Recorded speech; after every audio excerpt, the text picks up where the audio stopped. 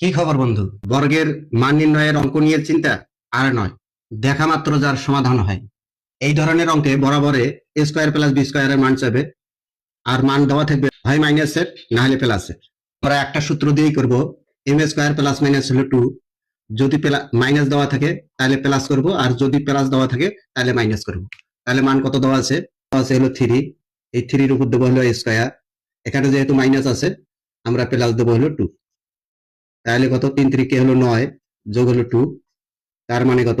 11। Right answer option number ক। আবার এখানে মান দেওয়া আছে কত? ফোর। এই ফোরের উপর হলো স্কোয়ার, আর এখানে দেওয়া আছে প্লাস দেওয়া আছে, আমরা মাইনাস দেবো হলো টু। তাহলে কত? চার চার হলো 16, বিয়োগ হলো টু, সমান হলো কত? 14। Right answer option number B.